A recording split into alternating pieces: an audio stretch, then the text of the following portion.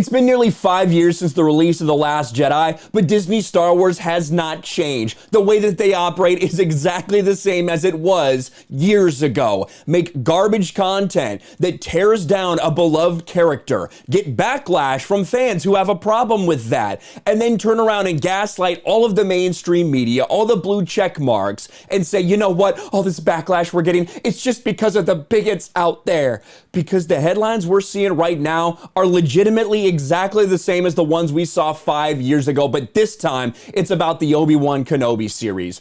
Obi-Wan Kenobi gets review bombed on Rotten Tomatoes. Isn't it weird that you only call it review bombing when you get an influx of negative reviews? Not an influx of positive reviews. You don't call that review bombing, do you? Because we're gonna go over it. I'm gonna show you exactly what real review bombing looks like, you idiots. But no, it can't be the fact that maybe people just had a problem with episode 3 or maybe a problem with the Obi-Wan Kenobi series in general. It all has to relate back to toxic Star Wars fans. That's the only explanation that these losers at the Direct and so many other websites, that's the instructions that they've been given by Disney. That's the gaslighting that they've received by Lucasfilm. But let's take a look at this, shall we? Lucasfilm is now halfway through its first and possibly only season of Obi-Wan Kenobi, the rumors of a season 2, bringing in a thrilling story that fills the gaps between the original trilogy and prequels. Thrilling story in the first sentence. There you go. You're already saying it's a thrilling story. Got it. However, that run on Disney Plus has come with more than just solid reviews, as the franchise has again had to deal with fans voicing some not so flattering opinions about the show's cast. This is about way more than Moses Ingram as Reva, and we're going to go through some reviews to show that, but you will not hear that from the mainstream media because that's not what Lucasfilm wants you to believe. Lucasfilm wants you to believe that any and all criticism of the show has to do with Moses Ingram's skin color. That's how racist Lucasfilm actually is, trying to hide behind the diversity of their cast instead of actually address the problems that people have with this. New actors are often prone to ridicule. Alden Ehrenreich, oh, was he a person of color? Was Solo, did Solo get review bombed because of that racist? Or maybe people just had a problem with Solo. Maybe people just had a problem with the character of Rey. Maybe people just had a problem with all of these different characters, regardless of what their skin color or gender is. Maybe Star Wars fans don't like it when they get thrown a pile of shit.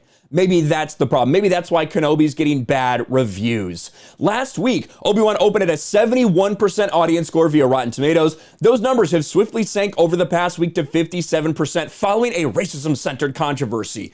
Here's the crazy part.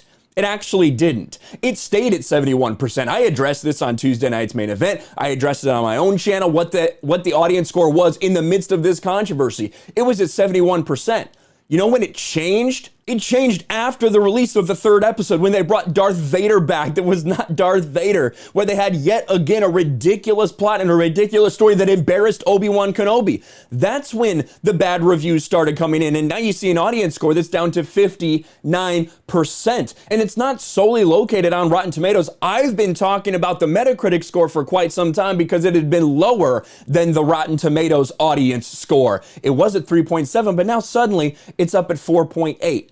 What this is, them saying, well, it's just review bombing from toxic, angry Star Wars fans. These are reviews from people that don't like the show. Go read them, go watch them. Do they say, I don't like black people, so I gave it 1 star? No, they're talking about Obi-Wan Kenobi as a character and how they're embarrassing him. They're talking about Leia and her involvement in this series. They're talking about the writing. They're talking about the acting. They're talking about the story. They're talking about canon and continuity.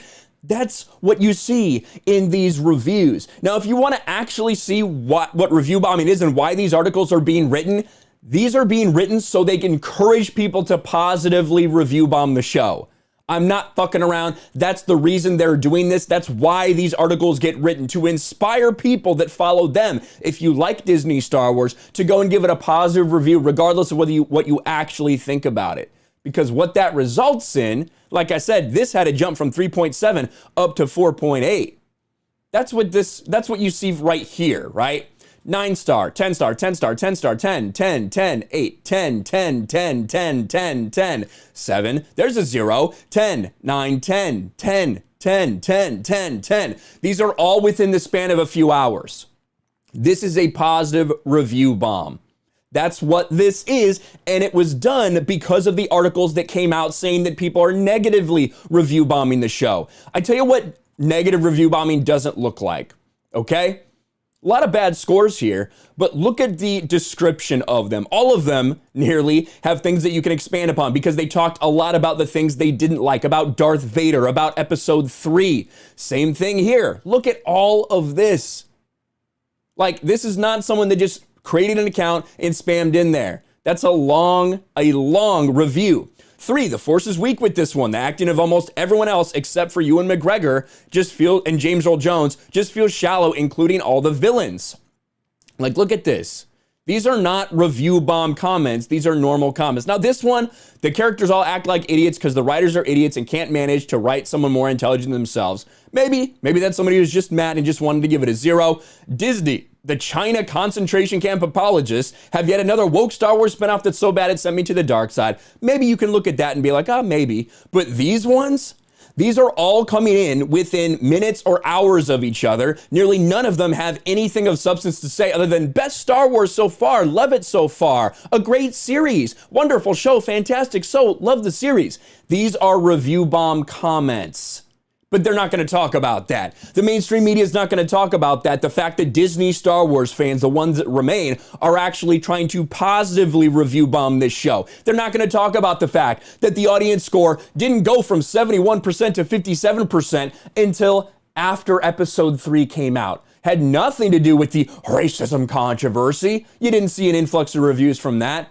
You only saw it after the 3rd episode dropped and people realized what a fucking garbage series this is. How much it destroys lore, retcons so many things, a Darth Vader who isn't Darth Vader, an Obi-Wan who isn't Obi-Wan, a Leia who isn't Leia, an entire shit show of a plot. That's what's going on right now, but Disney Star Wars just can't help themselves. It sure feels a whole lot like 2017, doesn't it? The Last Jedi's being review bombed on Rotten Tomatoes. 5 years has passed, but they haven't changed their tactics because they don't have to. They're just trying to gaslight everyone. Let me know your thoughts in the comments below. Smash the like button, subscribe to the channel, ring the bell for notifications, share this video out there, and I'll talk to you later.